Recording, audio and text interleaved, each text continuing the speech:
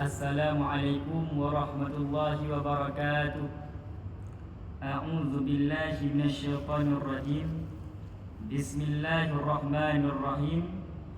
Faslun fi ahkamil udhiyati bidhammil hamzati fil ashhuri wa hiya ismun lima yutbahu minan na'ami yawma 'idin nahri wa ayyamit tashriki taqarruban ila Allah Ta'ala.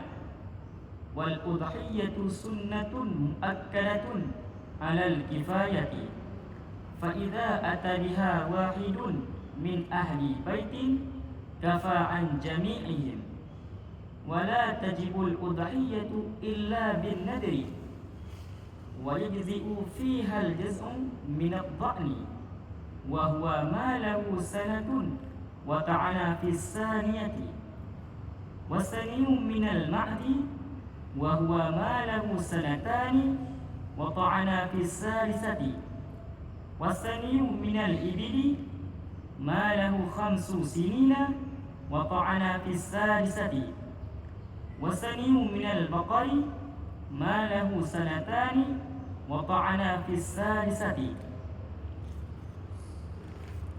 wa tajzi'ul badanatu an sab'atin ishtaraku fil qadhiyati biha, wa tajzi'ul baqaratu an sab'atin kadzalika, wa tajzi'ush syatu an syakhsin wahidin wa hiya afdalu min musyarakatihi fi ba'irin, wa afdalu anwa'il udhiyati ibilun summa baqarun summa ghanamun. Fasal ini ingin menjelaskan hukum-hukum berkurban. Lafal udhiyah didhammahkan hamzahnya pada pendapat yang masyhur, yakni pada pendapat yang kuat. Udhiyah merupakan satu nama bagi binatang ternak yang disembelih pada hari raya nahar dan pada hari-hari tasyrik. Tujuan dari berkurban yaitu untuk mendekatkan diri kepada Allah Ta'ala. Hukum berkurban yaitu sunnah muakkadah di atas kifayah.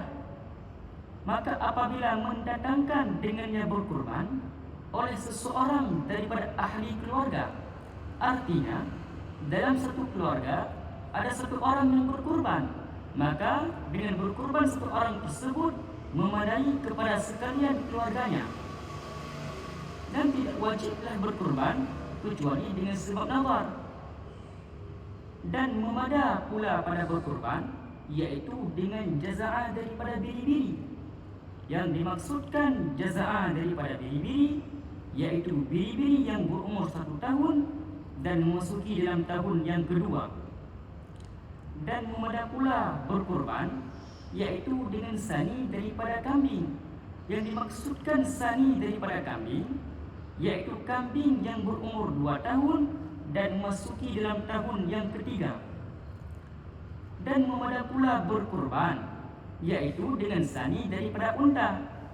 Yang dimaksudkan sani daripada unta yaitu unta yang berumur 5 tahun dan memasuki dalam tahun yang ke-6.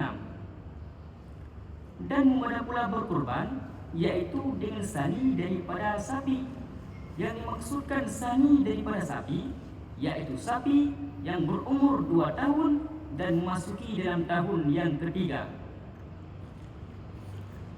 Dan memada untuk berkurban yaitu dengan satu unta untuk 7 orang, yang berkongsi orang tersebut pada berkurban dengan yang unta. Dan memada pula berkurban yaitu dengan satu lembu untuk 7 orang, yang berkongsi orang tersebut pada berkurban dengannya lembu.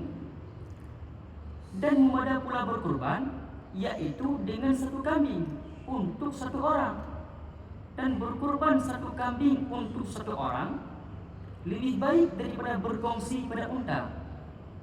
Dan pembagian kurban yang lebih baik yaitu unta, kemudian sapi, kemudian kambing. Kesimpulannya, berkurban adalah ibadah sunnah muakkadah untuk mendekatkan diri kepada Allah.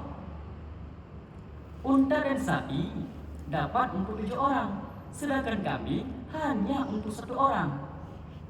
Dan hewan kurban yang paling utama ialah unta, kemudian sapi, lalu kambing. Wallahu a'lam bishawab wa ilaihil marji' wal ma'ab. Assalamualaikum warahmatullahi wabarakatuh.